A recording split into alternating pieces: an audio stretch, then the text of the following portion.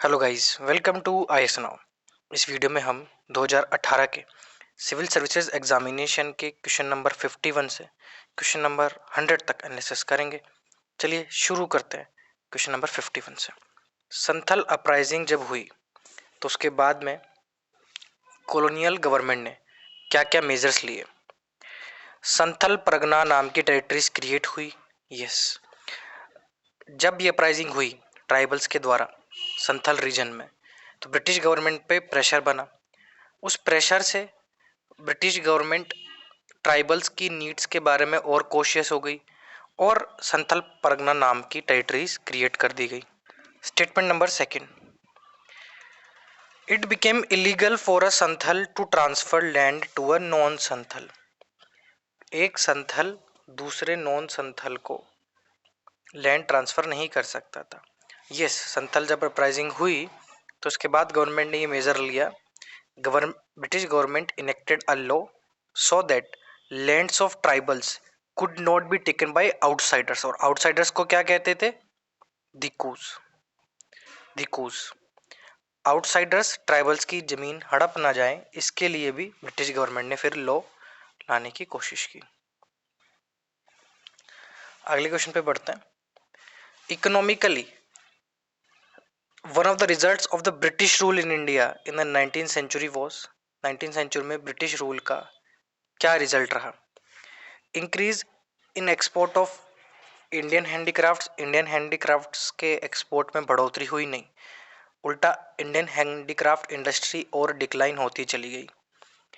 Indian owned factories की growth हुई नहीं, इंडियन ऑन फैक्ट्रीज में ग्रोथ नहीं हुई। और ब्रिटिश रूल की वजह से तो कभी नहीं हुई, जितनी भी हुई वो इंडियंस की खुद की मेहनत के बदौलत हुई।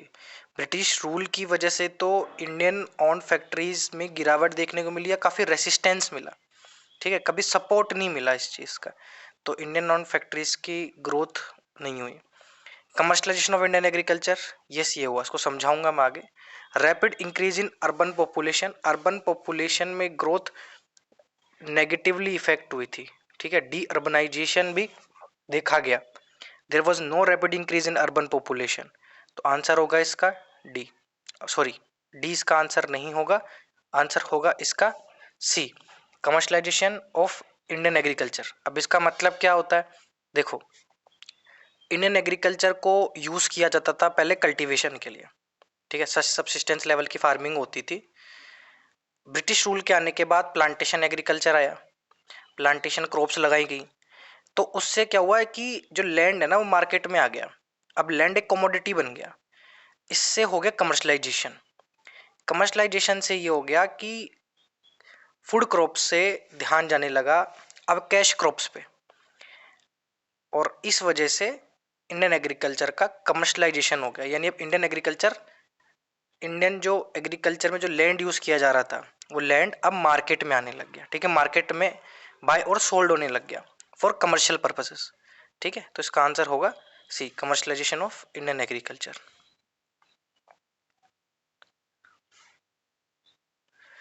प्रेसिडेंट ऑफ इंडिया अगर अपनी पावर एक्सरसाइज करते हैं under article 356 of the constitution in respect of a particular state, तो क्या होगा?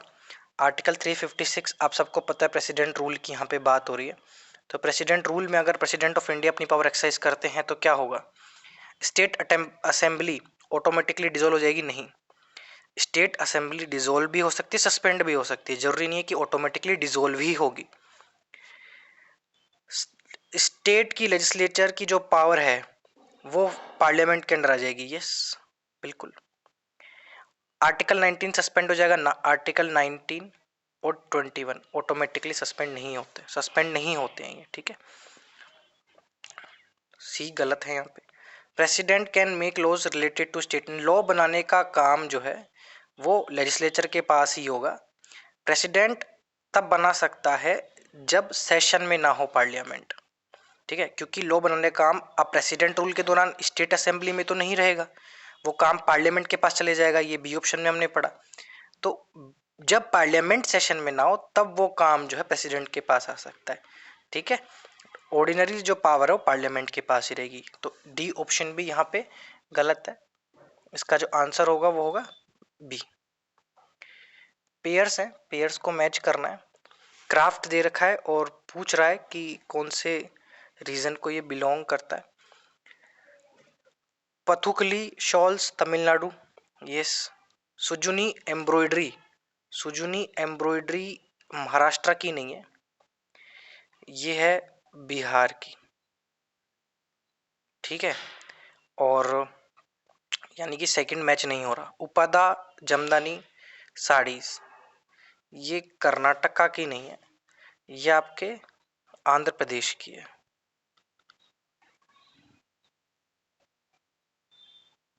ठीक है। 2 और 3 मैच नहीं हो रहा है, आंसर है 1 ओनली।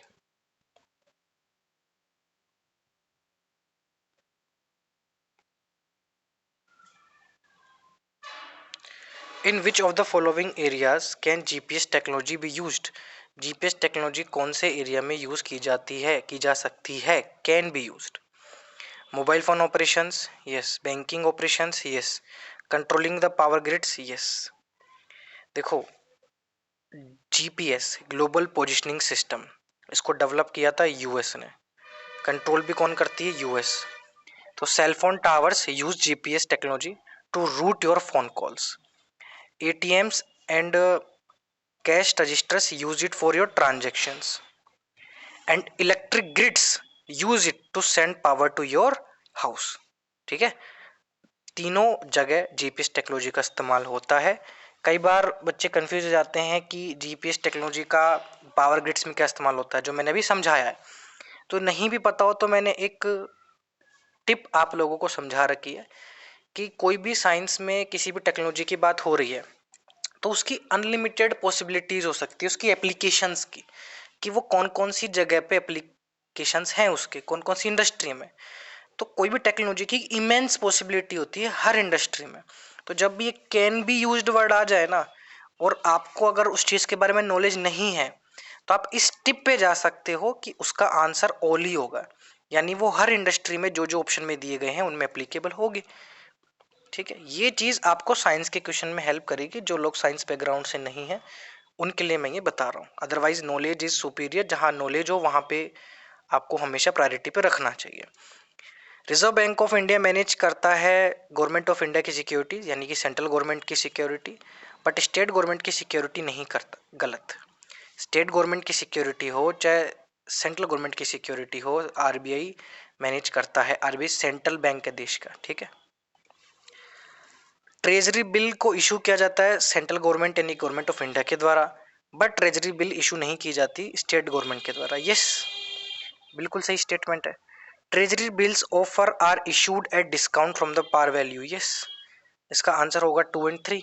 अब जिन लोगों को नहीं समझ आया उनको मैं एक बार ढंग से ट्रेजरी बिल के बारे में बता देता हूँ, ध्यान से सुनो, फिर वापस आप क्वेश्चन करोगे ना तो आपसे हो जाएगा। देखो, ट्रेजरी बिल एक तरह की गवर्नमेंट सिक्योरिटी होती है। क्या होती है? गवर्नमेंट सिक्योरिटी, जीसेक, जो सेंट्रल गवर्नमेंट भी इशू करती है और स्टेट गवर्नमेंट भी इशू करती है। बट ट्रेजरी बिल को सिर्फ सेंट्रल गवर्नमेंट करती है, ध्यान रखना। गवर्नमेंट सिक्योरिटीज कई तरह की हो सकती है, उनमें से एक होती है ट्रेजरी बिल, ठीक है। तो सवाल यह है कि गवर्नमेंट सिक्योरिटी कौन इशू कर सकता है, तो उसका आंसर होगा सेंट्रल गवर्नमेंट भी और स्टेट गवर्नमेंट भी।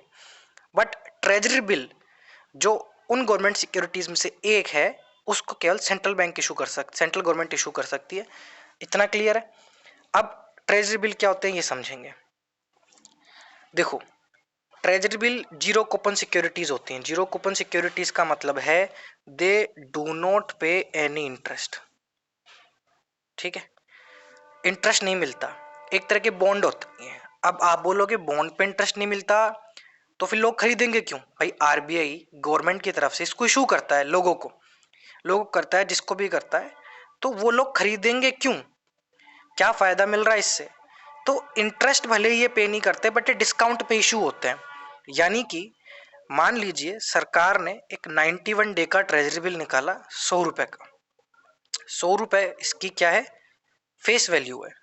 100 रुपए का निकाला, 100 रुपए इसकी फेस वैल्यू। फेस वैल्यू का मतलब है जो बॉन्ड के ऊपर जितना लिखा हुआ है ना कि कितने रुपए का है ये बिल है 100 रुपए का, ऐसे ट्रेजरी बिल पे लिखा हुआ होगा 100 रुपए, ठीक है।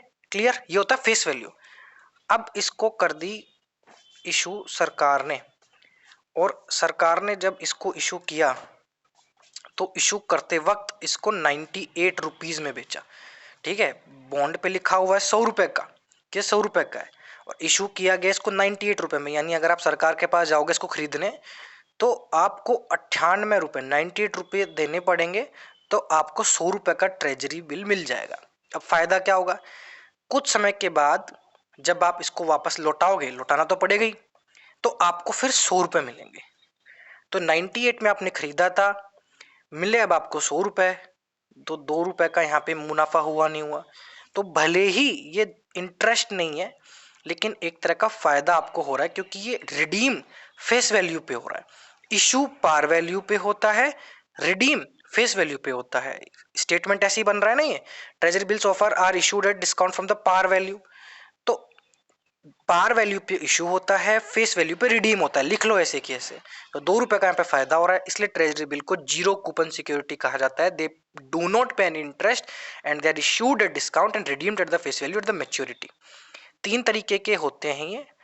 91 डे के लिए भी होते हैं, यानी 91 डे के बाद इसको वापस जमा कराना पड़ता है। 182 डेज के लिए भी होते हैं, 364 के लिए भी होते हैं। यानी 98 का डबल 182, 182 का डबल 364। ठीक है, ऐसे याद कर लो आप। तो 3 तरीके के ये short term money market instrument होते हैं, शॉर्ट टर्म डेट इंस्ट्रूमेंट्स होते हैं। मनी मार्केट समझते हो ना आप, ऐसे इंस्ट्रूमेंट जो जिनकी मैच्योरिटी 1 साल के अंदर अंदर होती है। 1 साल के बाहर जो इंस्ट्रूमेंट आते हैं कैपिटल मार्केट में आ गए, कैपिटल मार्केट इंस्ट्रूमेंट हो गए वो।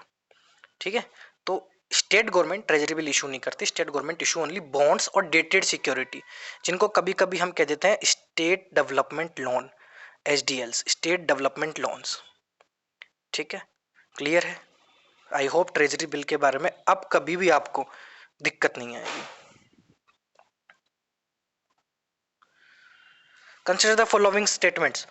अर्थ का मैग्नेटिक फील्ड रिवर्स होता रहता है एवरी फ्यू थाउजेंड ईयर्स में।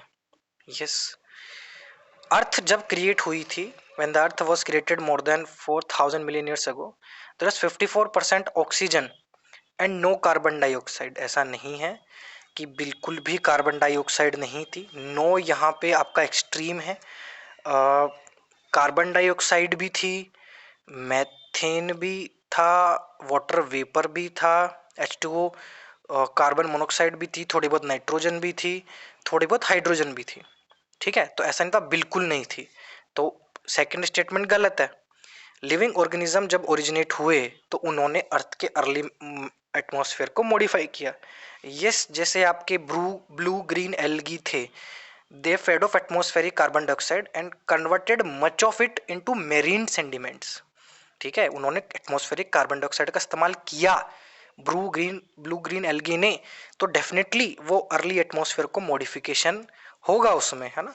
तो इसका आंसर होगा 1 and 3 ओनली। 1 and 3 करेक्ट है, 2 यहाँ पे गलत है। आपको नहीं भी पता हो इसके बारे में कि कार्बन डाइऑक्साइड थी नहीं थी, नहीं पढ़ा हो या नहीं आ रहा हो, तो एक्सट्रीम वाली टिप पे जाके भी आप इस क्वेश्चन को सही कर सकते हैं। The terms WannaCry, Petya, Eternal Blue कई बार न्यूज में दिखाई देता है। ये किससे रिलेटेड है? Cyber attacks. ये साइबर अटैक्स हैं, ये अटैक्स के नाम है वानाक्राई, पेटिया। ठीक है, तो इनके बारे में आप पढ़ते रहिए। जो भी साइबर अटैक होते रहते हैं, तो जिस ग्रुप की तरफ से अटैक हुआ है, एनोनिमस ग्रुप्स भी होते हैं कई, है ना, जिनके नाम नहीं होते, बट जैसे एनोनिमस नाम का तो अपना एक ग्रुप होता है। तो जिन ग्रुप्स ने अटैक किया और जिस वायरस से अटैक हुआ, जो वायरस कंप्यूटर में डाला गया, सिस्टम्स में डाला गया, जो भी इस्तेमाल किया गया, उसका नाम और इशू का उस वायरस को बनाने वाली जो ग्रुप है उसका नाम, दोनों का नाम याद रखिए। ठीक है, तो साइबर अटैक्स से रिलेटेड है, ये काफ़ी इंपॉर्टेंट है। With reference to circumstances in Indian agriculture, Indian agriculture में यहाँ पे बात हो रही है कंजर्वेशन एग्रीकल्चर की। कंजर्वेशन एग्रीकल्चर का एक कॉन्सेप्ट है जो फूड एंड एग्रीकल्चर ऑर्गेनाइजेशन की तरफ से एक कॉन्सेप्ट को डिफाइन किया गया है इसकी एक रिपोर्ट में। तो वहीं से एक्चुअली क्या है, एफएओ की वेबसाइट ने ही वेबसाइट से ही डायरेक्टली यूपीएससी ने सवाल उठाया है। तो कंजर्वेशन एग्रीकल्चर काफ़ी इम्पोर्टेंस हो गया, अभी इम्पोर्टेंट हो गया। तो कंजर्वेशन एग्रीकल्चर के अंदर क्या क्या आता है, कंजर्वेशन एग्रीकल्चर के अंदर क्या क्या प्रैक्टिसेस आती हैं। तो अब ये सबसे ज्यादा कंफ्यूजन करने वाला सवाल था, बट हम इसको सही करने की कोशिश करेंगे। ठीक है, कैसे करेंगे बताता हूँ।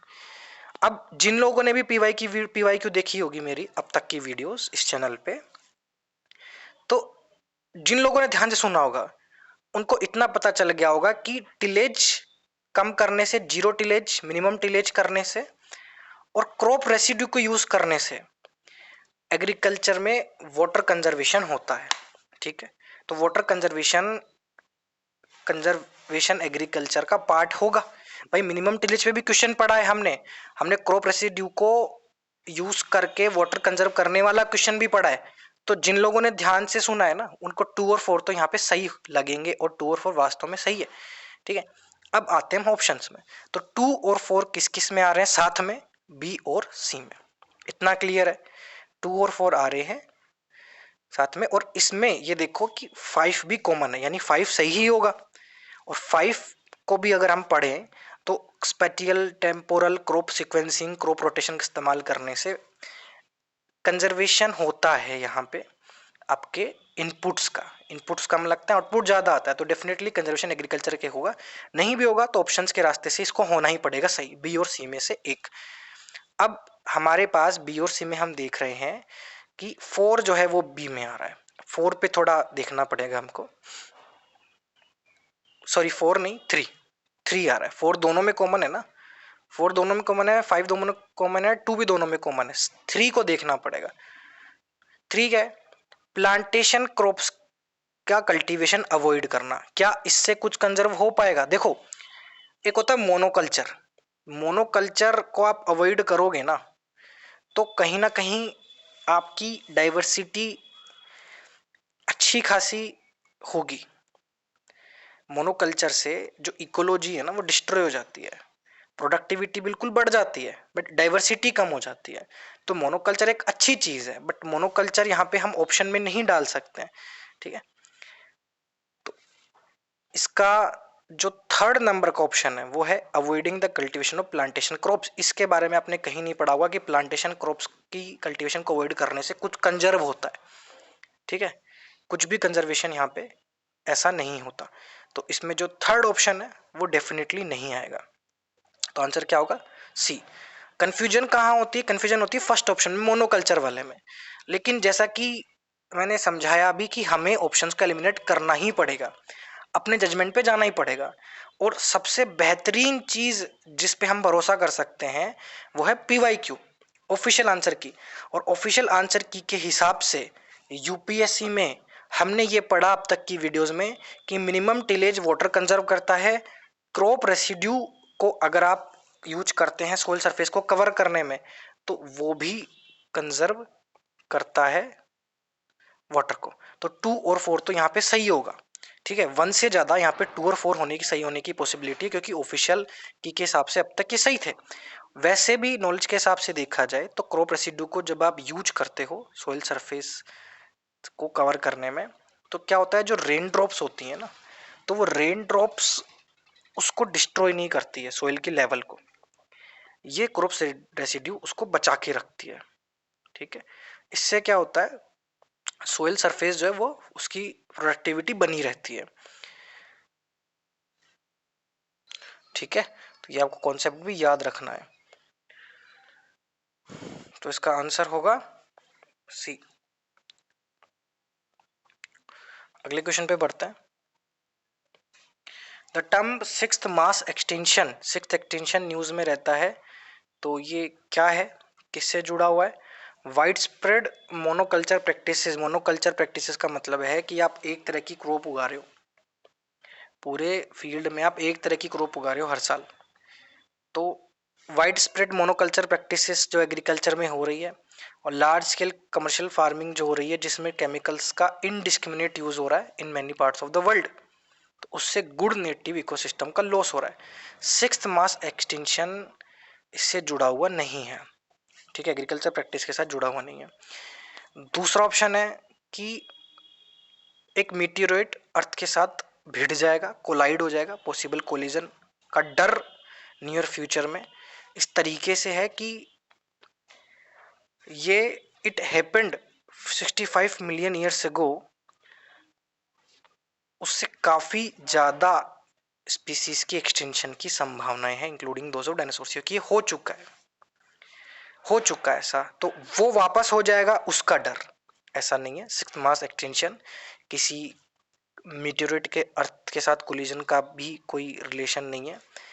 Large scale cultivation of genetical modified crops in many parts of the world, genetically modified crops का लार्ज कल्टीवेशन, उनका कल्टीवेशन दुनिया में बढ़ाना, इससे फिर गुड नेटिव क्रॉप प्लांट्स का डिसअपीयरेंस हो सकता है।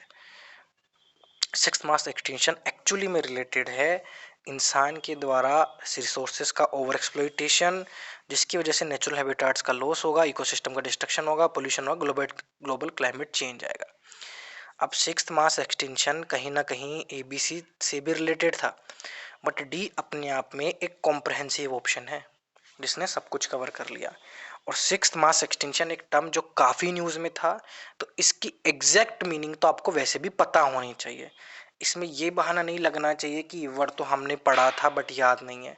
जो चीज़ पढ़ी है वो कभी मत भूलना, जो चीज़ नहीं पढ़ी चलो उसको गैस करने में दिक्कत आ सकती है, टिप्स और ट्रिक्स लगाने में दिक्कत आ सकती है, एलिमिनेशन में दिक्कत आ सकती है, बट जो जो चीज़ आपने लिख ली, पढ़ ली, प्रण ले लो एग्जाम के लिए, वो चीज़ कभी नहीं भूलोगे, इतना रिवीजन करो। तो ऐसे टर्म्स सिक्स्थ मास एक्सटेंशन ये तो देखते ही कर देना चाहिए आपको कि हाँ इसका आंसर होगा डी। ठीक है, टिप्स और ट्रिक्स केवल उन क्वेश्चंस के लिए जिनके बारे में आपने नहीं पढ़ा या जिनमें ऑप्शन एलिमिनेट करने में दिक्कत आ रही है। बाकी नॉलेज पे पूरा भरोसा करिए और जो पढ़ा है उसको याद रखना है, ऐसा प्लेज ले लो। Indian regional navigation satellite system के बारे में क्वेश्चन है, पढ़ते हैं। IRNSS इसकी 3 सैटेलाइट से जियो स्टेशनरी और 4 सैटेलाइट से जियो सिंक्रोनस ऑर्बिट्स में। स्टेटमेंट फर्स्ट बिल्कुल करेक्ट है। जियो स्टेशनरी में 3 सैटेलाइट है, जियो सिंक्रोनस में 4 सैटेलाइट है, टोटल 7 सैटेलाइट है। IRNS कवर करता है इंडिया को और इंडिया के बियॉन्ड 5500 स्क्वायर किलोमीटर को नहीं, ऐसा नहीं है। It covers up to 1500 kilometre from its boundary of India which is its primary service area. इसलिए इसको क्या बोला गया, प्राइमरी सर्विस एरिया, इंडिया का रीजन और इंडिया के रीजन के अलावा 500 kilometre beyond its borders. Second statement यहाँ पे गलत है। इंडिया का खुद का सैटेलाइट नेविगेशन सिस्टम आ जाएगा फुल ग्लोबल कवरेज के साथ 2019 की मिडल तक, ऐसा नहीं है। फुल ग्लोबल कवरेज लाना भी बहुत मुश्किल है इंडिया के लिए। ठीक है, जो हमारे कई सारे जैसे जीपीएस, अभी अभी अपन ने क्वेश्चन पढ़ा, तो जीपीएस अपने आप में एक सैटेलाइट सिस्टम है, नेविगेशन सैटेलाइट सिस्टम है, वो पूरी दुनिया में कवरेज देता है, ग्लोबल पोजिशनिंग सर्विस, नाम में ग्लोबल है। इंडिया के साथ अभी ऐसा मुश्किल है, इंडिया अपने और सार्क रीजन में ही एक्सटेंड करने का प्लान बना रहा है, और वो भी 2019 तक नहीं है, लॉन्ग टर्म है। तो 4 मोर सैटेलाइट्स इसमें और ऐड की जाएगी, तब जाके सार्क रीजन में कवरेज होगी, तो पूरी दुनिया में तो नहीं हो पाएगी। तो हल्की फुल्की भी अगर नॉलेज है और थोड़ी सी कॉन्सेप्चुअल क्लैरिटी है तो आप इस क्वेश्चन को सही कर जाएंगे। इसमें 2 और 3 यहाँ पे गलत हो रहा है, आंसर होगा 1 ओनली।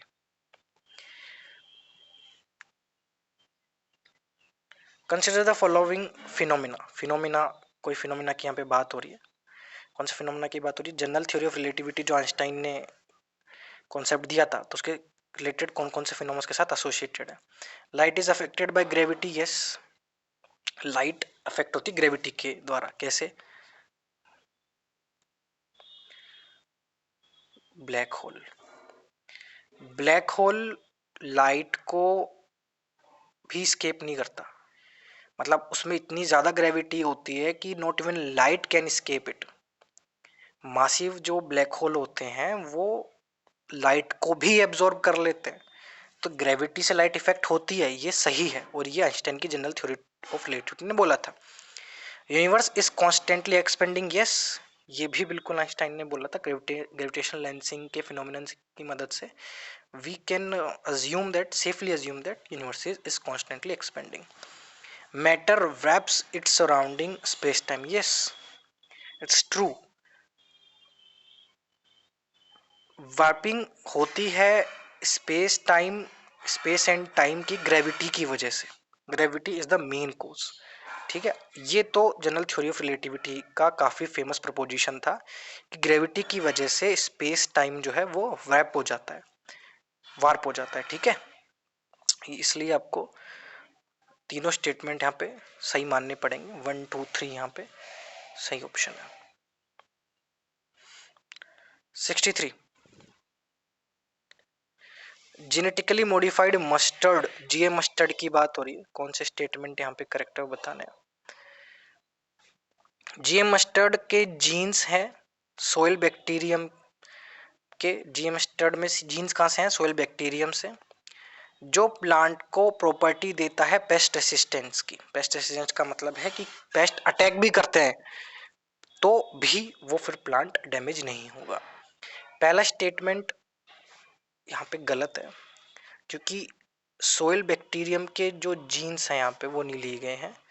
यहाँ पे लिए गए हैं 3 जीन लिए गए हैं, बेसिलियस एम्ब्लियोकोफेसियंस की।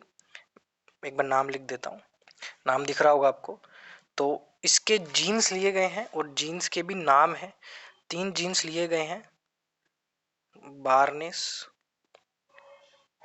बास्टार और बार, ठीक है। 3 जीन्स लिए गए हैं यहाँ पे, तो पहला स्टेटमेंट गलत है। जे मस्टर्ड के पास वो जीन्स है जो इसको अलाउ करते हैं प्लांट क्रॉस पोलिनेशन और हाइब्रिडाइजेशन के लिए। यस, इतना तो जेनेटिक टेक्नोलॉजी अलाउ कर देती है। GM mustard has been developed jointly by IARI और एग्रीकल्चर यूनिवर्सिटी ने इसको डेवलप किया गया था दिल्ली यूनिवर्सिटी के द्वारा, ठीक है। तो तीसरा स्टेटमेंट यहाँ पे गलत है, आंसर होगा 2 ओनली। अगले क्वेश्चन पे बढ़ते हैं कि टर्म्स न्यूज़ में मेंशन है, कौन से टॉपिक के साथ रिलेटेड है बताना है। बेले सेकंड एक्सपेरिमेंट, बेले सेकंड एक्सपेरिमेंट आर्टिफिशियल इंटेलिजेंस के साथ जुड़ा हुआ नहीं है। ये एक्चुअली जापान में एक्सपेरिमेंट किया गया था, जापान में बेले सेकंड एक्सपेरिमेंट। इसमें पार्टिकल फिजिक्स को पढ़ा गया, पार्टिकल फिजिक्स पे किसी चीज़ पे रिसर्च हुई थी, बट थीम पार्टिकल फिजिक्स यहाँ याद रखनी है आपको, आर्टिफिशियल इंटेलिजेंस नहीं थी, ठीक है, पार्टिकल फिजिक्स। तो पहला स्टेटमेंट तो यहाँ पे मैच नहीं हो रहा है। Blockchain technology digital currency, yes, blockchain के बारे में, बिटकॉइन के बारे में आपने सुना ही होगा। तो ब्लॉकचेन टेक्नोलॉजी क्या होती है, जो ब्लॉक्स पे बनी हुई है, ऐसे ब्लॉक्स की चेन बनी हुई है, वो ब्लॉक्स डिसेंट्रलाइज्ड है, पब्लिक लेजर है जिसमें क्रिप्टो करेंसी के ट्रांजेक्शन हो रहे हैं, रिकॉर्ड भी हो रहे हैं ट्रांजेक्शन और डिसेंट्रलाइज्ड भी है। ट्रैक किया जा सकता है उन ट्रांजेक्शन को विदाउट अ सेंट्रल एजेंसी, कोई सेंट्रल एजेंसी नहीं है, जितने भी लोग ट्रांजेक्शन कर रहे हैं वो देख सकते हैं कि ट्रांजेक्शन हो रहे हैं, बट ट्रांजेक्शन करने वाले के बारे में नहीं पता होगा। ये एनोनिमस भी है और साथ के साथ डिसेंट्रलाइज्ड भी है, ये याद रखना है आपको। Blockchain technology digital currency, yes बिल्कुल, सेकंड स्टेटमेंट सही है। क्रिस्पर केस 9 पार्टिकल फिजिक्स ना, क्रिस्पर केस 9 आपके जीएम टेक्नोलॉजी के साथ है, जो एडिटिंग करते हैं जीनोम्स की, उसके लिए यूज़ में आती है जेनेटिकल मॉडिफिकेशन की टेक्नोलॉजी, जो अभी अभी हमने ऊपर वाले क्वेश्चन में पढ़ा, जेनेटिकली मॉडिफिकेशन की, जीन्स मॉडिफिकेशन की टेक्नोलॉजी, उससे रिलेटेड है क्रिस्पर केस 9। ये टूल है, ये एक तरीके का, it is a simple yet powerful tool for editing genomes. ये डीएनए के सीक्वेंसेस को ही अल्टर करने में मदद कर सकता है, डीएनए के जो सीक्वेंस बने रहते हैं ना उनको चेंज करने में मदद करता है ये, ठीक है। इससे क्या है, जेनेटिक डिफेक्ट्स भी करेक्ट हो सकते हैं, बीमारियां भी ठीक हो सकती है, क्रॉप्स की प्रोडक्टिविटी बढ़ सकती है। हालांकि इसके साथ कुछ एथिकल कंसर्न जुड़े हुए हैं, वो आगे की बात है, बट ये जेनेटिक जीन्स मॉडिफिकेशन टेक्नोलॉजी के साथ जुड़ी हुई है, पार्टिकल फिजिक्स के साथ नहीं जुड़ी हुई, ठीक है। तो इसका आंसर होगा 2 ओनली। अगले क्वेश्चन पे बढ़ते हैं। कार्बन फर्टिलाइजेशन का क्या मतलब है। अब कार्बन फर्टिलाइजेशन का मतलब समझो। एटमॉस्फेयर में अभी कार्बन डाइऑक्साइड का एमिशन बहुत ज्यादा हो रहा है एटमॉस्फेयर में, तो एक प्रोसेस है जिसको कहते हैं कार्बन फर्टिलाइजेशन। वो ये कहता है कि अगर बहुत ज्यादा एटमॉस्फेयर में कार्बन डाइऑक्साइड बढ़ी तो प्लांट में फोटोसिंथेसिस की रेट बढ़ जाएगी। कैसे, प्लांट्स को क्या चाहिए, CO2, CO2 बहुत ज्यादा अवेलेबल हो रहा है तो फोटोसिंथेसिस की रेट भी बढ़ जाएगी, क्योंकि फोटोसिंथेसिस में CO2 ही चाहिए, तो इनपुट ज्यादा मिल रहा है तो प्रोसेस और ज्यादा हो रहा है। तो इससे क्या होगा कि प्लांट में ग्रोथ होगी बहुत ज्यादा। अब आप सोचो कि कार्बन डाइऑक्साइड एमिशन तो बुरी बात है, तो प्लांट में ग्रोथ हो रही है, तो ये तो अच्छी बात हो रही है फिर, है ना। इसका कॉन्सिक्वेंस अच्छा कैसे हो सकता है? देखो, ये इसका इफेक्ट ना सेम नहीं रहेगा हर प्लांट डिसीज पे। The effect varies depending on the plant species, temperature and the availability of water and nutrition. और एक बार प्लांट ग्रोथ हुई तो उसके बाद नेगेटिव इफेक्ट भी हो सकता है। बहुत ज्यादा प्लांट ग्रोथ भी कोई ना कोई साइड इफेक्ट लेके आ सकती है, ठीक है। तो ग्रीनिंग तो हो जाएगी, ग्रीन कवरेज तो बिल्कुल बढ़ जाएगी CO2 के बढ़ने से, बट ग्रीन ज्यादा से ज्यादा अगर कवरेज हुई उसके बाद क्या हो सकता है वो नहीं पता, वो अननोन है, और डर उसी से लगता है जो अननोन है, ठीक है। तो शॉर्ट टर्म में पॉजिटिव बट लॉन्ग टर्म में काफी नेगेटिव है। कार्बन फर्टिलाइजेशन का कॉन्सेप्ट आपको याद रहना चाहिए। इसका आंसर होगा ए। अगला क्वेश्चन लगने में काफी बड़ा है बट कॉन्सेप्ट अगर क्लियर हो ना तो एक रीडिंग में आंसर आता है। सुबह अगर आप उठते हो, अलार्म बजता है, आप अलार्म स्टॉप कर देते हो टैप करके, तो उससे आपका गीजर अपने आप ऑन हो जाता है। आपके कमरे में बाथरूम में लगा हुआ है स्मार्ट मिरर, जो आपको दिन का वेदर बता रहा है और आपके टैंक में कितना पानी है वो भी बता रहा है। आप अपने रेफ्रिजरेटर में ग्रोसरी लेके आते हो ब्रेकफास्ट के लिए, तो अपने आप ये रेफ्रिजरेटर एक ऑर्डर प्लेस कर देता है ग्रोसरी आइटम्स की सप्लाई के लिए, अगर ग्रोसरी आइटम की कमी होती है तो घर में। घर से बाहर निकलते हो, दरवाजा बंद करते हो, तो लाइट्स, फैंस, गीजर, एसी सब के सब ऑटोमेटिकली बंद हो जाते हैं। जब आप ऑफिस जा रहे हो तो आपकी कार वार्न करती है आपको ट्रैफिक कंजेशन के बारे में, और आपको अल्टरनेटिव रूट सजेस्ट करती है। If you are late for a meeting, अगर आप लेट हो मीटिंग के लिए तो आपको ऑफिस में फिर मैसेज भी अपने आप पहुंच जाता है उस अकॉर्डिंगली। अब जितनी भी चीजें इसमें मेंशन की गई वो सब स्मार्ट डिवाइसेस थे, सारे स्मार्ट डिवाइसेस थे। Lights, fans, geyser, AC machine, refrigerator, जो आपका स्मार्ट मिरर था, अलार्म क्लॉक थी, सबके सब यहाँ पे क्या था, स्मार्ट डिवाइसेस। और इनको कहा जाता है IoT, इंटरनेट ऑफ थिंग्स, ऐसी चीजें जो इंटरनेट से जुड़ी हुई हैं। IoT का मतलब है एक नेटवर्क बन रहा है यहाँ पे फिजिकल ऑब्जेक्ट्स का, सबके सब जुड़े हुए हैं, ठीक है। जैसे अलार्म बजा, अलार्म बंद किया, गीजर ऑन हो गया, तो ये कनेक्टेड है ना।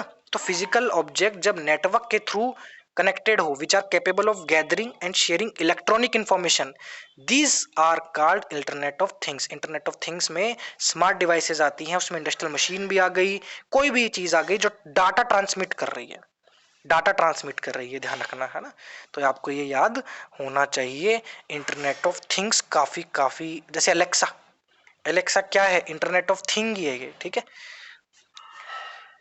With reference to solar power production in India, consider the following statement. India third largest in the world in manufacture of silicon wafers used in photovoltaic units। Solar power की अगर हम बात करें, सोलर एनर्जी मैन्युफैक्चरिंग की बात करें, तो silicon wafers actually silicon chip होती है। सिलिकॉन चिप्स जो होती है ना, सेमीकंडक्टर चिप होती हैं, उसमें यूज होते हैं सिलिकॉन वेफर्स। तो सेमीकंडक्टर इंडस्ट्री की मैं बात करूं, क्या आपको लगता है इंडिया थर्ड लार्जेस्ट होगा? नहीं, इंडिया थर्ड लार्जेस्ट नहीं है। India is yet planning to do so। India is planning to develop this industry, but still India काफी पीछे है। चाइना, यूरोप, इन कंट्रीज से सामान आता है हमारा, सोलर पैनल के जो इक्विपमेंट्स होते हैं, जो इनपुट्स होते हैं, जिसमें सेमीकंडक्टर लगता है, सिलिकॉन वेफर जिसमें यूज होते हैं, वो बाहर से आता है। Not a single silicon chip for solar energies manufactured in India. Silicon chips अभी नहीं बनती हैं उतनी मास स्केल पे, थर्ड लार्जेस्ट तो आ ही नहीं सकता। और सेमीकंडक्टर इंडस्ट्री इतनी न्यूज में है, तो ये तो देखते ही आपको पता लग जाना चाहिए कि पहला स्टेटमेंट तो गलत है। Solar power tariffs are determined by solar energy corporation of India, नहीं, इसको डिटरमाइन करता है CERC, central electricity regulatory commission. Solar power tariff का मतलब है सोलर पावर कितने में बिक रही है, कीमतें सोलर पावर की, वो डिटरमाइन करती है CERC। याद रखना है आपको, सेंट्रल इलेक्ट्रिसिटी रेगुलेटरी कमीशन, क्योंकि ऑर्डिनरी जो इलेक्ट्रिसिटी की टैरिफ्स है वो भी यही डिसाइड करता है। 18 सेंचुरी में इंग्लिश ईस्ट इंडिया कंपनी से बंगाल की तरफ से क्या एक्सपोर्ट किया जाता था, बंगाल में से क्या एक्सपोर्ट किया जाता था इंग्लिश ईस्ट इंडिया कंपनी की तरफ से? तो एक्सपोर्ट किया जाता था कॉटन, सिल्क, सल्पेट्रे, ओपियम। अब देखो एलिमिनेट कैसे करते हैं। सी में है सिल्वर और गोल्ड। सिल्वर और गोल्ड काफी समय से हम बाहर से मंगा रहे हैं, एंशियंट टाइम से। कभी थोड़ा बहुत डोमेस्टिक प्रोडक्शन होता है बट इतना तो होता ही नहीं कि हम एक्सपोर्ट ही कर दें, तो सी तो यहाँ पे नहीं होगा। और इतना हम सबको पता है कि कॉटन और ओपियम हम बहुत प्रोडक्शन भी करते थे और एक्सपोर्ट भी करते थे, तो या ए और डी में से एक होगा।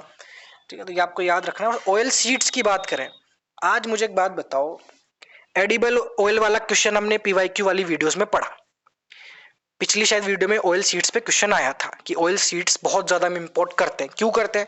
डोमेस्टिक प्रोडक्शन नहीं है। आज इतनी टेक्नोलॉजी होने के बावजूद भी अगर डोमेस्टिक प्रोडक्शन नहीं हो रहा, कैपिटल होने के बावजूद भी, तो एंशियंट टाइम्स में कहाँ होता होगा? ब्रिटिश टाइम्स में। तो ऑयल सीड्स का तो यही तो चीज है ना, ये पीवाईक्यू यही तो आपको हेल्प करते हैं इन्हीं चीजों में। आपके क्वेश्चंस ऐसे ही सॉल्व हो रहे हैं। ऑयल सीड्स का एक्सपोर्ट हम कैसे कर लेंगे जब प्रोडक्शन ही इतना नहीं है? आज ही नहीं है तो पहले तो होता नहीं होगा, तो ए यहाँ पे गलत हो जाता है। ठीक है, जहां तक बात है सिल्वर और गोल्ड की, वो भी आपको पता है कि हम प्रोडक्शन ही नहीं है, डोमेस्टिक प्रोडक्शन, तो एक्सपोर्ट कहां से कर लेंगे? तो ए और सी गलत हो जाता है, बचा बी और सी। तो बी और सी में जब आप देखोगे कॉटन, ओपियम, सोलपेट्री, ये तो हम करते ही थे एक्सपोर्ट, सीधी सी बात है। ठीक है, तो इसका आंसर होगा डी, कॉटन, सिल्क, सोलपेट्री और ओपियम। इस तरीके से लॉजिक लगाया जाए तो आपको आंसर मिल जाएगा। अगले क्वेश्चन पे बढ़ते हैं। Which one of the following is a very significant aspect of Champaran Satyagraha? Champaran Satyagraha, जिसको इंडिया का फर्स्ट सिविल डिसोबीडियंस मूवमेंट भी कहते हैं, इंडिया का first civil disobedience movement, it was launched by Mahatma Gandhi to protest against the injustice meted out to farmers in Champaran district of Bihar. Bihar के Champaran district में farmer के खिलाफ जो अन्याय हो रहा था उससे लड़ने के लिए महात्मा गांधी ने लॉन्च किया था। इतना आपको पता है, तो अब इसका सिग्निफिकेंट एस्पेक्ट भी क्या होगा? डेफिनेटली सी होगा, जिसमें पीजेंट अनरेस्ट की बात हो रही है। भाई पीजेंट अनरेस्ट जो है वो इंडिया के नेशनल मूवमेंट के साथ मिल गया था, तो इसका आंसर भी क्या होगा? सी। अब लॉयर्स के साथ एसोसिएटेड नहीं था, दलित्स और ट्राइबल कम्युनिटी के साथ एसोसिएटेड नहीं था, और ड्रास्टिक डिक्रीज हो गया था कल्टीवेशन ऑफ प्लांटेशन क्रॉप्स और कमर्शियल क्रॉप्स में, ये तो हो ही नहीं सकता, क्योंकि चंपारण सत्याग्रह में तिनकटिया सिस्टम चलता। तिनकटिया सिस्टम में इसमें ब्रिटिश मजबूर करती थी किसानों को प्लांटेशन क्रॉप्स उगाने के लिए, कैश क्रॉप्स उगाने के लिए, कमर्शियल क्रॉप्स उगाने के लिए, तो उसकी कल्टीवेशन में डिक्लाइन तो वैसे भी नहीं आ सकता, तो डी तो यहाँ पे गलत है। ए और बी और सी में आपको इतना सा पता है, जो कि पता होना चाहिए। चंपारण सत्याग्रह कोई छोटी मोटी चीज नहीं है, अगर आप सिंसियर एस्पिरेंट है तो आपको पता होना चाहिए। इतना मैं एक्सप्लेन इसलिए कर दे रहा हूँ क्योंकि अगर कोई बिगिनर हो तो उसको समझाने के लिए कि लॉयर्स के साथ जुड़ा हुआ नहीं था, दलित और ट्राइबल कम्युनिटी के साथ जुड़ा हुआ नहीं था, ये पीजेंट के साथ जुड़ा हुआ था, इतना आपको याद है तो आप कर सकते हो। ठीक है, तो इसका आंसर होगा सी। किसने कौन थे इनमें से फाउंडर हिंदू मजदूर सभा के जो 1948 में स्टेब्लिश हुई थी? आंसर है अशोक मेहता, टीएस रामानुजन, जीजी मेहता। 1948 में लॉन्च हुई थी सोशलिस्ट के द्वारा, सोशलिस्ट फॉलोवर्स थे, यूनियनिस्ट थे, उनके द्वारा लॉन्च हुई थी ये। ठीक है, तो ये याद रखना है आपको। ऑर्गेनाइजेशंस के फाउंडर तो आपको याद रखना ही है किसी भी कीमत पे, अलग से जैसे लिस्ट बना लो मॉडर्न हिस्ट्री में जो जो ऑर्गेनाइजेशन थे, किस किसने फाउंड किया, कब फाउंड किया और कहाँ फाउंड किया। With reference to religious practice in India, religious practice India की बात हो रही है, तो स्थंकवासी सेक्ट किसको बिलोंग करता है? जैनिज्म को।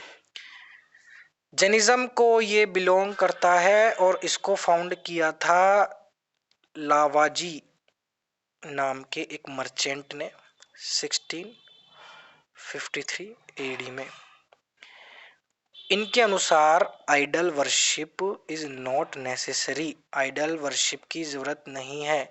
No ideal worship, ideal worship नहीं इसे इसेंशियल है in the path of attainment of Kaivalya, Nirvana. Nirvana पता है ना आपको, बुद्धिज्म में निर्वाणा, हिंदुइज्म में मोक्ष होता है, बुद्धिज्म में निर्वाणा होता है, तो जैनिज्म में केवल्या होता है। ठीक है, तो याद रखना है आपको, आइडल वर्शिप पे ये बिलीव नहीं करते थे स्थंकवासी सेक्ट। देखो बुद्धिज्म और जैनिज्म के सेक्ट के बारे में पहले भी क्वेश्चन आया हुआ है, तो एक ट्रेंड आपको पता चल गया होगा कि बुद्धिज्म और जैनिज्म को अच्छे से पढ़ना है, उनके सेक्ट को भी अच्छे से पढ़ना है। With reference to cultural history of India, cultural history of India की बात हो रही है, consider the following statement. White marble use किया गया था बुलंद दरवाजा और खानखा बनाने में फतेहपुर सीकरी में। पहला स्टेटमेंट यहाँ पे गलत है, वैसे तो बिल्कुल व्हाइट और ब्लैक मार्बल यूज किया गया था, बट यूपीएससी की माने तो उतनी ज्यादा मात्रा में व्हाइट मार्बल का इस्तेमाल नहीं हुआ था इसमें, तो पहला स्टेटमेंट गलत है। रेड सैंडस्टोन और मार्बल यूज हुआ था बड़ा इमामरा बनाने के लिए। देखो जनरली उस टाइम पे अगर मैं रूमी दरवाजा की बात करूं, बड़ा इमामबाड़ा की बात करूं तो ये बना था नवाबी आर्किटेक्चर ऑफ लखनऊ के सिंक में बना था, है ना। तो रूमी दरवाजा लखनऊ में बना था, लखनऊ नवाबी आर्किटेक्चर के सिंक में। तो मुगल्स की आर्किटेक्चर से थोड़ा सा ही अलग है, इसलिए इसमें इस्तेमाल हुआ था ब्रिक्स का, ठीक है। और मुगल्स यूज करते थे रेड सैंडस्टोन का, ठीक है। तो रूमी दरवाजा में ब्रिक का इस्तेमाल हुआ था और बड़ा इमामबाड़ा में इस्तेमाल हुआ था आपका रेड सैंडस्टोन का। तो सेकंड स्टेटमेंट भी यहां पे गलत है, रूमी दरवाजा में ब्रिक्स का इस्तेमाल हुआ था। आंसर है neither one not two. Which one of the following travellers elaborately discussed about diamonds and diamond mines of India? Jean Baptiste Tavernier, ठीक है। जीन टेवेनियर ने इसका मेंशन किया था इंडिया की डायमंड माइंस का, डायमंड्स का। 17th सेंचुरी का फ्रेंच मर्चेंट था, कौन? Jean Tavernier, Jean Baptiste Tavernier. और ये अपने खर्चे पे पर्शिया और इंडिया घूमा 1630 से 1668। इंडिया से लेके गया ये 116 कैरेट का डायमंड, इंडियन ओरिजिन का था डायमंड। और ये लेके गया था आंध्र प्रदेश से, आंध्र प्रदेश में कोलूर माइंस थी, उससे लेके गया और जाके फ्रांस के राजा को इसने बेच दिया था, ठीक है। तो स्टोरी याद रखनी है आपको। इंडियन हिस्ट्री की बात करें तो किसको फ्यूचर बुद्धा बोला जाता है? मैत्रेय, मैत्रेय को फ्यूचर बुद्धा बोला जाता है। Maitreya is regarded as the future Buddha of this world. मतलब ऐसा कहा जाता है कि जो लॉर्ड बुद्धा हैं वो इस अवतार में जो है अब आएंगे तो, है ना। और इनको अजीत भी बोला जाता है, बुद्धिस्ट लिटरेचर में अजीत भी बोला जाता है। ये बोधिसत्व है। और जो पीवाईक्यू की वीडियो बिल्कुल सिंसियरली फॉलो कर रहा है उसको मुझे समझाने की जरूरत नहीं है कि बोधिसत्व क्या होते हैं। बोधिसत्व सेंट्स होते हैं बुद्धिज्म में, जो ऑब्जेक्टिव रहते हैं बुद्धा के पाथ पे चल के निर्वाणा प्राप्त करने की। इनको कंप्लीट इनलाइटमेंट अभी नहीं मिला, मिलेगा, उस रास्ते में है। तो मैत्रेय अभी एक बोधिसत्व है, who will appear on earth in the future and will achieve complete enlightenment and teach the pure dharma। तो Maitreya will be successor to present Buddha, जो गौतम बुद्धा है, जो लॉर्ड बुद्धा है हमारा, तो उनके सक्सेसर होंगे, ठीक है। तो आपको याद रखना है मैत्रेय। कौन सा स्टेटमेंट करेक्ट, कौन सा स्टेटमेंट अप्लाई नहीं होता सब्सिडरी अलायंस का जो सिस्टम इंट्रोड्यूस हुआ था लॉर्ड वेल्सले के द्वारा? तो कौन सा स्टेटमेंट अप्लाई नहीं होता है? क्यों लॉन्च किया था ब्रिटिश ने? सीधी सीधी बात ये पूछी जा रही है। ताकि company large standing army maintain कर पाए दूसरों के खर्चों पर, इंडिया को सेफ रख पाए नेपोलिक डेंजर से, फिक्स्ड इनकम सिक्योर हो पाए कंपनी के लिए, या ब्रिटिश पैरामाउंट से एस्टेब्लिश हो पाए इंडियन स्टेट्स के लिए। अब देखो स्टोरी समझो, हिस्ट्री को ध्यान से पढ़ा होगा तो ये समझ में आपको आ जाएगा कि टीपू सुल्तान को फ्रेंच ने असिस्टेंस दी 1798 में, तो ब्रिटिश की रूह कांप गई कि जब जब फ्रेंच आएंगे इंडियंस फ्रेंच के साथ मिलके हमको उखाड़ फेंकेंगे। नेपोलियन का डर फिर लगने लगा कि अब नेपोलियन आ सकता है, क्योंकि टीपू सुल्तान ने असिस्टेंस लिया था, वैसे और भी राजा फ्रेंच पावर का असिस्टेंस लेके ब्रिटिश को उखाड़ फेंकेंगे। तो to completely eliminate the French power from India, इन्होंने एक स्कीम लेके आई जिसको अपन कह रहे हैं यहाँ पे सब्सिडी अलायंस। इसके अंदर क्या हुआ था, कंपनी इंडियन जो नेटिव रूलर्स थे, इंडियन जो प्रिंसेस थे, उनके साथ एक ट्रीटी साइन की कि आप हमें पेमेंट करो, सब्सिडी दो, कुछ पैसा भरो, उसके बदले में हम आपको आपके रीजन में, आपके जहाँ पे आप रहते हो वहाँ पे ट्रूप्स खड़े कर देंगे। तो आपके राज्य में कोई भी इन्वेजन नहीं हो पाएगा। फिर कोई भी इन्वेजन अगर होता है तो कुछ आप फीस भरो, हम आपको प्रोटेक्ट करेंगे, हमारे ट्रूप्स आपको प्रोटेक्ट करेंगे, ठीक है। तो लार्ज स्टैंडिंग आर्मी क्रिएट करनी थी, वो भी इसका ऑब्जेक्टिव था। नेपोलियन डेंजर से सेव करना था, वो भी इसका ऑब्जेक्टिव था। और इंडियन स्टेट्स पे कंट्रोल जमाना था, वो भी इसका ऑब्जेक्टिव था। बस ये ऑब्जेक्टिव नहीं था, क्योंकि फिक्स्ड इनकम सिक्योर करना ऑब्जेक्टिव नहीं था कंपनी का। जो ये इसका कॉन्सिक्वेंस था कि कंपनी के पास एक फिक्स इनकम आ गई, बट एम नहीं था। और अगर कहीं ना कहीं आपने इस पॉलिसी के बारे में, अलायंस के बारे में ध्यान से पढ़ा हो, तो आपको क्लियर हो जाएगा कि इमीडिएट जो ऑब्जेक्टिव थे वो ए बी और डी थे, सी नहीं था। पैसा इकट्ठा करना कंपनी का ऑब्जेक्टिव नहीं था, इमीडिएट एम नहीं था। इंग्लिश एजुकेशन की इंट्रोडक्शन किस किस ने की? Charter act of 1813, general committee of public instruction 1823, या ओरिएंटलिस्ट या एंग्लिसिस्ट कंट्रोवर्सी? आंसर है 1 2 3। अब देखो इसमें जो टर्म है ना, ओरिएंटलिस्ट और एंग्लिसिस्ट, इनके बारे में को पता होना चाहिए। ओरिएंटलिस्ट वो लोग थे जो लोग फेवर करते थे वर्नाकुलर क्लासिकल लैंग्वेज को, कि अगर भारतीयों को पढ़ाना है तो भारतीयों की लैंग्वेज में उन्हें पढ़ाओ, तो वो थे ओरिएंटलिस्ट। और जो इंग्लिश को सपोर्ट करते थे उनको कहते थे एंग्लिसिस्ट। ठीक है, ये आपको याद रखना है। लॉर्ड मैकाले इंग्लिशिस्ट थे। लॉर्ड मैकाले ने स्ट्रेस किया on the implementation of English language as a medium of instruction. ठीक है, याद रखना है आपको। According to him English was the best medium of instruction, तो इसलिए उनको एंग्लिसिस्ट बोला जाता है, लॉर्ड मैकाले को। याद रखना है आपको। तो ये कंट्रोवर्सी थी।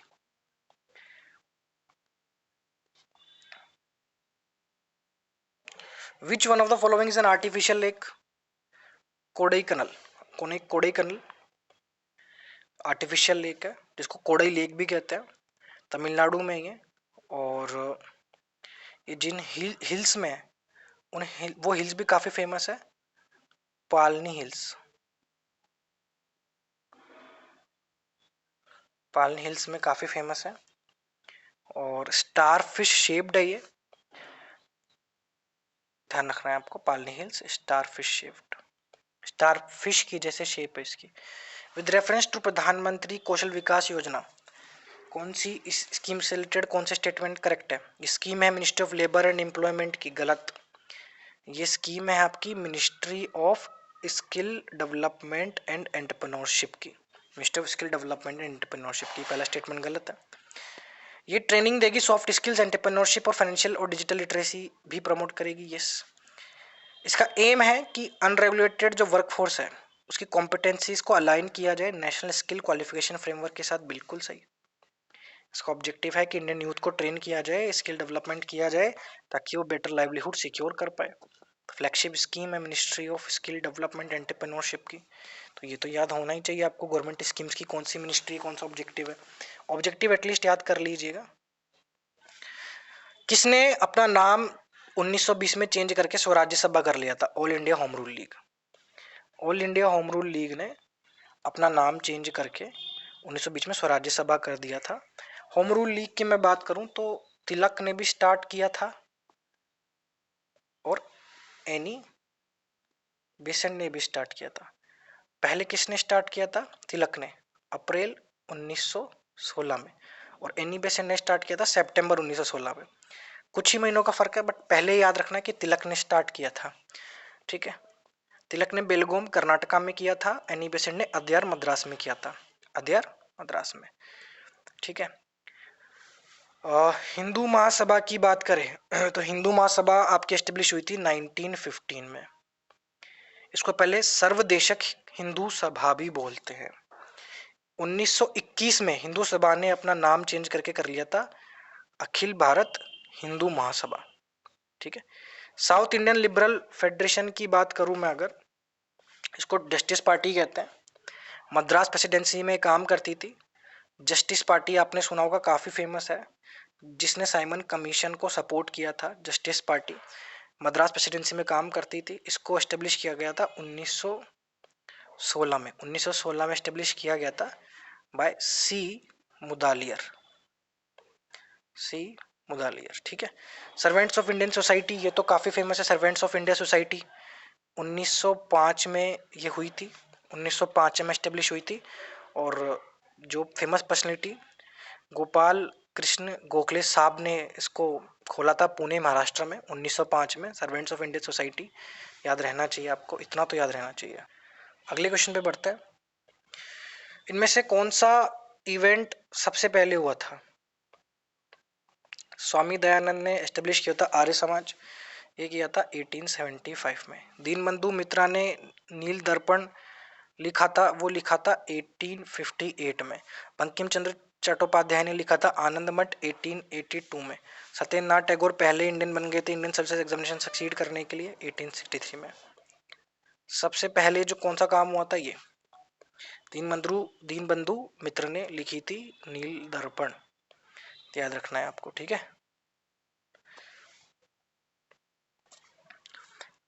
हैवी सैंड माइनिंग होती है रिवर बेड्स में, रिवर्स के जो किनारे होते हैं वहां पे सैंड माइनिंग की जाती है, तो उसके क्या कॉन्सिक्वेंसेस हो सकते हैं? रिवर की सैलिनिटी में डिक्लाइन होगा, डिक्लाइन नहीं होगा, इंक्रीज होगा। देखो, रिवर बेड, रिवर के किनारों पे अगर आप मिट्टी हटाओगे, सैंड माइनिंग से मिट्टी का इरोजन होगा, सैंड इरोजन होगा, सैंड इरोजन होगा तो जो रिवर्स हैं वो चौड़ी हो जाएंगी, इनलार्जमेंट हो जाएगा रिवर माउथ का, क्योंकि सैंड एक्ट्स लाइक अ स्पॉन्ज, स्पॉन्ज की तरह एक्ट करती है सैंड। तो ये जब मिट्टी हट जाएगी किनारों पे से तो रिवर माउथ चौड़ा हो जाएगा, इनलार्जमेंट हो जाएगा। तो इससे क्या होगा कि सलाइन जो वाटर होता है, सलाइन वाटर भी आपके रिवर्स में एंटर हो जाएंगे, और सलाइन वाटर इंट्रूजन होने से जो सैलिनिटी है वो बढ़ जाएगी, कम नहीं होगी, ठीक है। तो आपको याद रखना है, तो पहला गलत है, यहाँ पे डिक्रीज नहीं होगा, इंक्रीज होगा। पोल्यूशन होगा ग्राउंड वाटर का, बिल्कुल होगा। Lowering of water table, yes. देखो, सैंड की वजह से वाटर टेबल बार बार रिचार्ज हो जाती है, और सैंड जब हट जाएगी, रिवर का मुंह चौड़ा हो जाएगा, तो वाटर टेबल में डिक्लाइन होगा ही होगा, क्योंकि डिप्लीशन हो जाएगा रिवर वाटर का। जो फ्लोइंग वाटर की वेलोसिटी है वो बढ़ जाएगी, सैंड अगर रिमूव हो जाएगी ना तो फ्लोइंग वाटर की वेलोसिटी बहुत ज्यादा बढ़ जाएगी। इससे रिवर बैंक तो इरोड होंगे और वाटर टेबल बहुत कम हो जाएगी, वाटर टेबल लोअर हो जाएगी, ठीक है। और ग्राउंड वाटर भी काफी पोल्यूट होगा, क्योंकि यहाँ पे सलाइन वाटर का इंट्रूजन हो रहा है, ठीक है। तो तीनों के तीनों ऑप्शन वैसे सैंड के साथ ही यहाँ पे रिलेटेड है। अगर आपको सैंड माइनिंग के बारे में पढ़ा हो तो आपको आंसर आ जाएगा, ठीक है। इसका आंसर है 2 और 3 ओनली। आगे बढ़ते हैं। एग्रीकल्चर सॉइल्स के रिलेटेड यहाँ पे स्टेटमेंट है, पढ़ते हैं।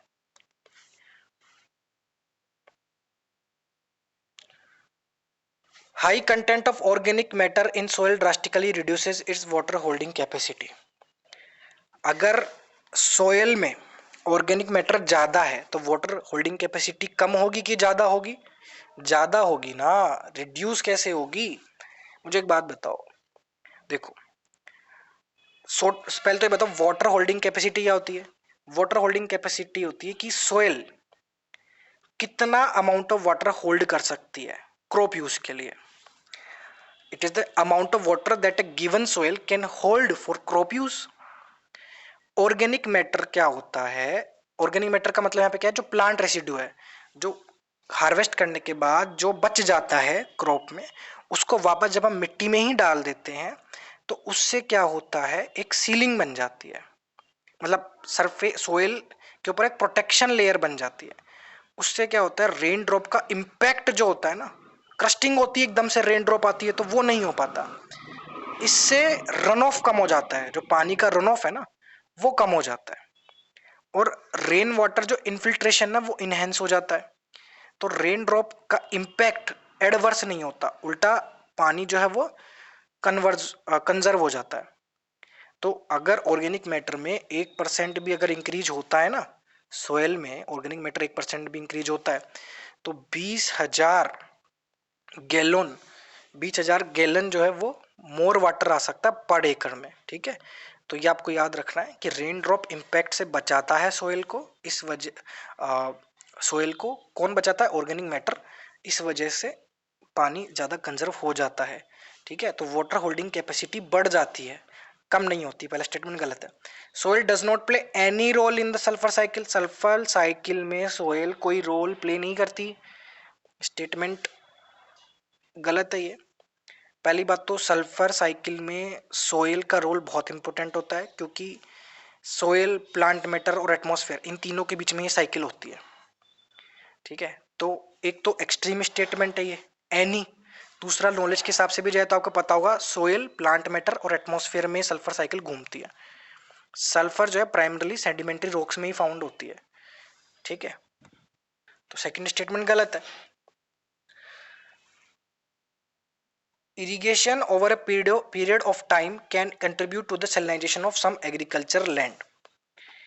इरिगेशन अगर होगा तो एग्रीकल्चर लैंड का सेलिनाइजेशन होगा, क्योंकि इरिगेशन होने की वजह से पानी ऊपर की तरफ आ जाता है।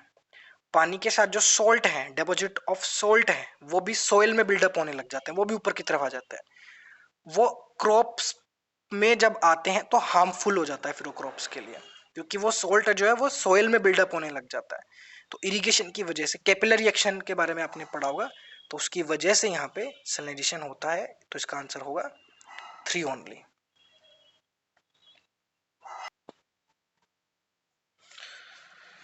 अगले क्वेश्चन पे बढ़ते हैं।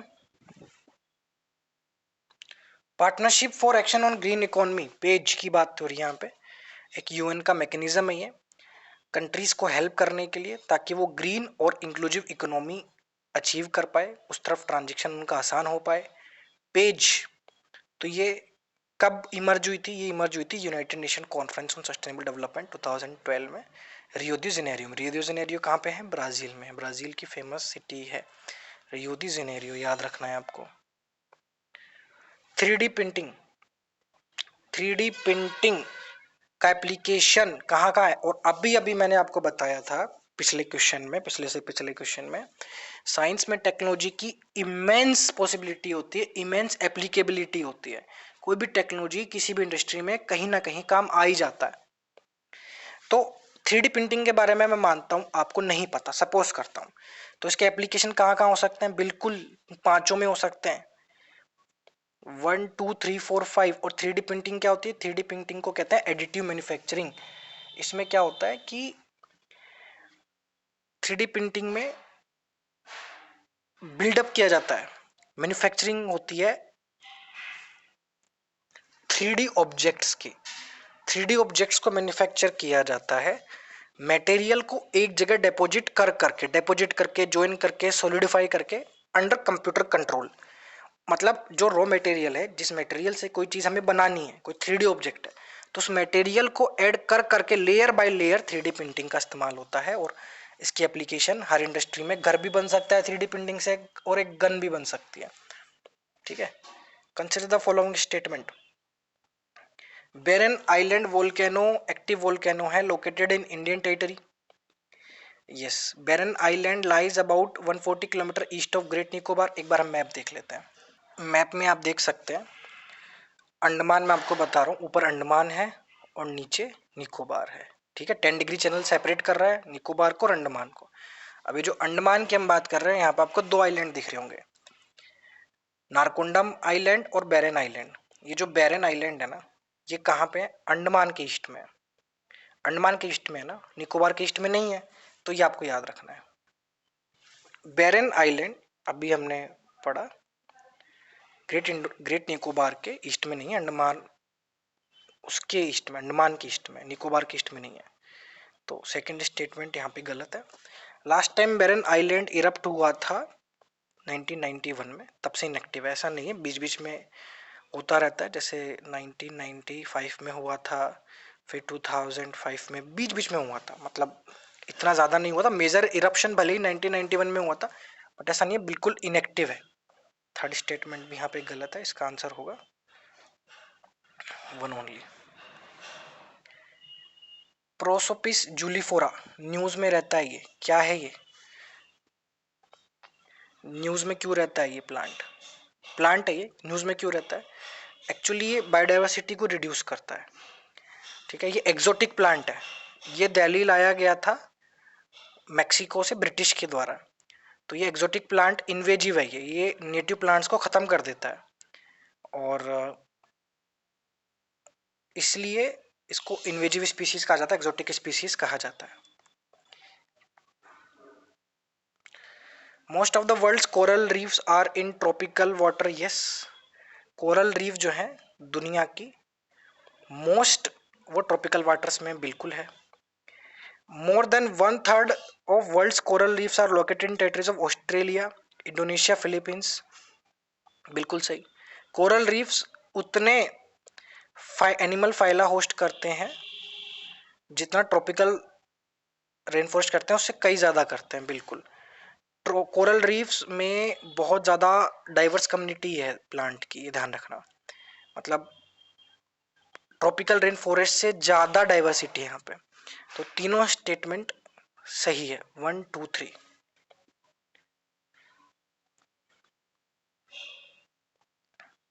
Momentum for change, momentum for change initiative किसने लॉन्च किया था? यूएनएफसीसी सेक्रेटरिएट में। ठीक है, यूएनईपी का सेक्रेटरिएट कहाँ है? Nairobi, Kenya. Nairobi, Kenya. और यूएनएफसीसी का कहाँ है? बॉन, जर्मनी, बॉन में। और यूएनईपी का कहाँ है? नायरोबी में। ठीक है, नायरोबी में। यूएनएफसीसी सेक्रेटरिएट में ये लॉन्च हुआ था, मूवमेंट फॉर चेंज। इंस्टीट्यूशन है, किसने लॉन्च किया था? फाउंडर वो बताना है। Sanskrit college Banaras, William Jones? नहीं, इसको लॉन्च किया था जोनाथन डंकन ने।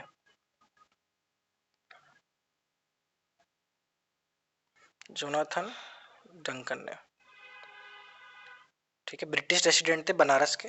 ब्रिटिश रेसिडेंट का मतलब है कि ब्रिटिश के डिप्लोमेट थे, बनारस के राज्य में पोस्टेड थे। इन्होंने खोला था Sanskrit college Banaras, William Jones ने नहीं खोला था। Calcutta Madrasa, Warren Hastings? Yes, Warren Hastings ने कलकत्ता मद्रासा सेटअप किया गया था 1781 में, ताकि पर्शियन और अरेबिक सिखाई जा सके, पढ़ाई जा सके। Foreign fort William college, Arthur Wellesley? यहां पे कंफ्यूजन हो सकती है। फोर्ट विलियम कॉलेज को ओपन तो वेल्सले ने ही किया था, बट ये आर्थर वेल्सले नहीं था। ओपन करने वाले का नाम था रिचर्ड वेल्सले, ना कि Arthur Wellesley. Lord Richard Wellesley ने ओपन किया था इसको। इतना फर्क पता होना चाहिए आपको। इसका आंसर होगा 2 ओनली।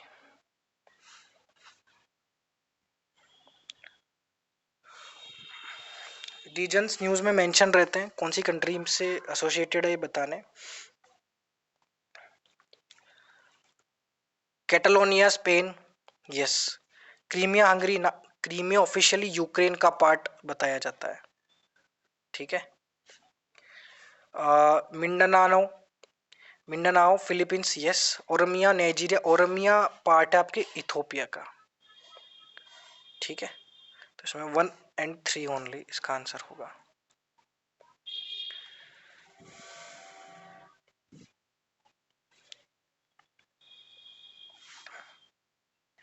करेक्ट कॉन्सिक्वेंसेस बताना है, करेक्ट क्रोनोलॉजिकल ऑर्डर बताना है कि करेक्ट क्रोनोलॉजिकल सीक्वेंस में कौन कौन से इवेंट हुए थे। First democratically elected communist party government formed in state in India.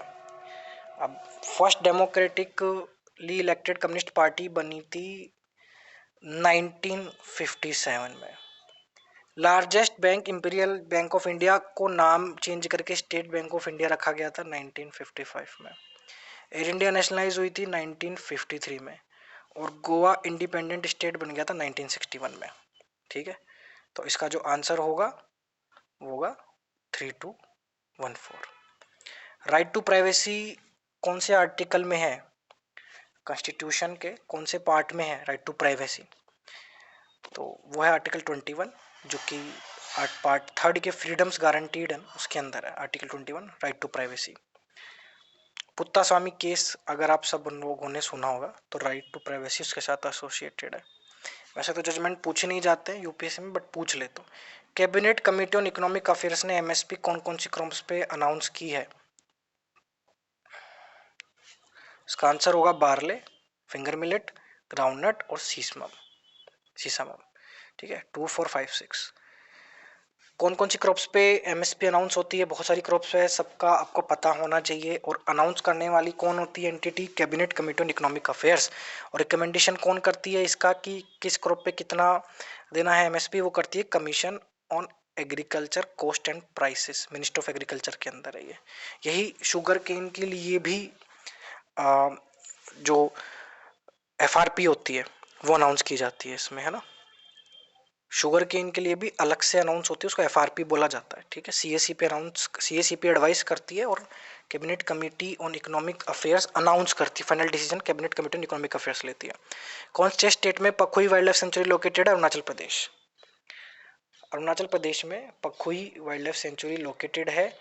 इसको पक्के टाइगर रिजर्व भी कहते हैं, पक्के टाइगर रिजर्व। ठीक है, पक्के टाइगर रिजर्व भी कहते हैं। 2001 में ये वाइल्ड लाइफ सेंचुरी बन गई थी, प्रोजेक्ट टाइगर का पार्ट बन गई थी 2002 में, यानी कि टाइगर रिजर्व बन गई थी।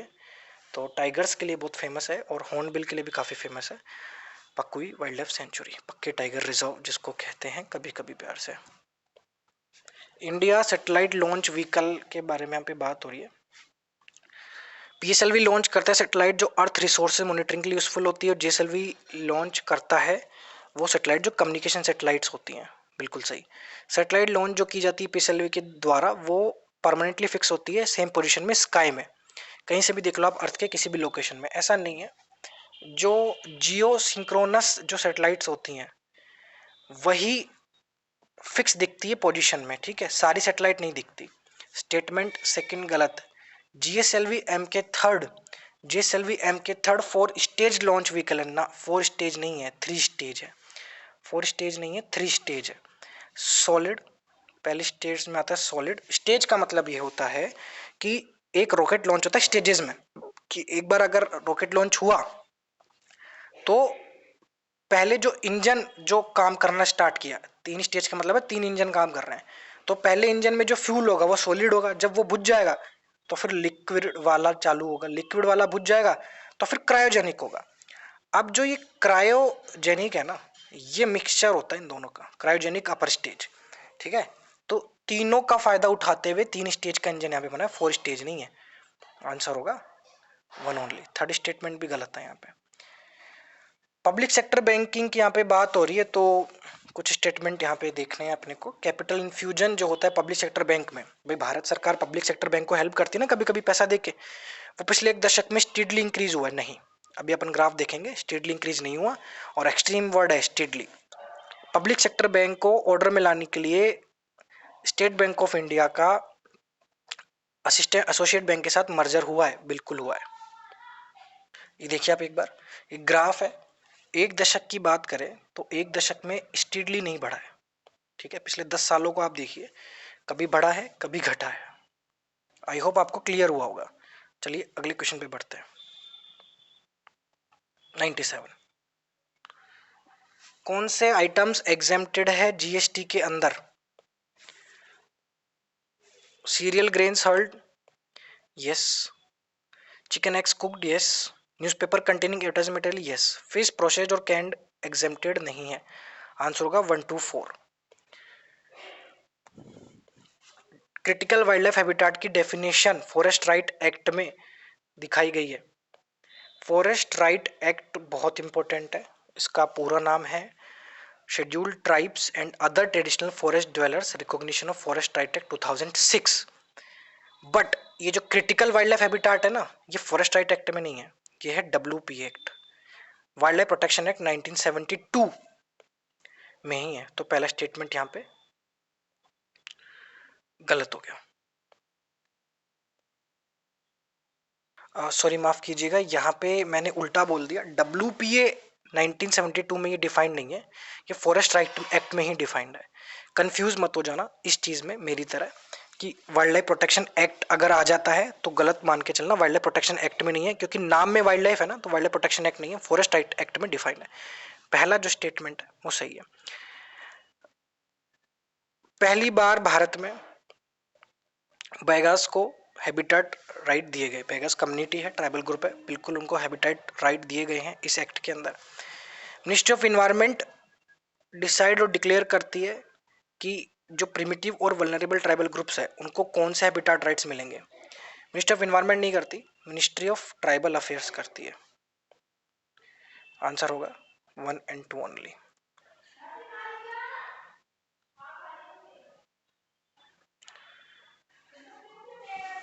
कौन प्लांट डिसीज को स्प्रेड करता है? इनमें से कौन सा प्लांट डिसीज को स्प्रेड करता है? Birds, dust blowing, rain, wind blowing.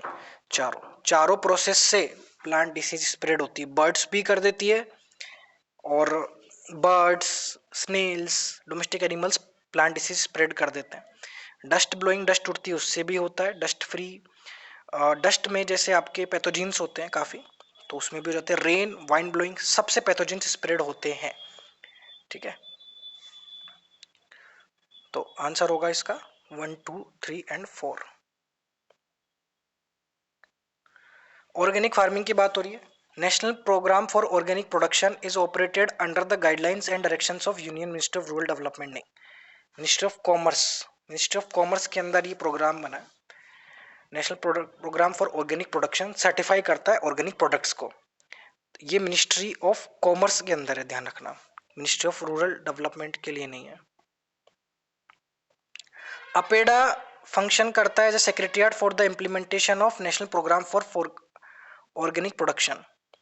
बिल्कुल, अपेडा जो कि मिनिस्ट्री ऑफ कॉमर्स में आता है, वो इसका सेक्रेटरिएट के तौर पर फंक्शन करता है इसको इम्प्लीमेंट करने के लिए। सिक्किम पहला फुली ऑर्गेनिक स्टेट बना है इंडिया का। बिल्कुल, ये तो आप सबको पता ही होगा। और लक्षद्वीप,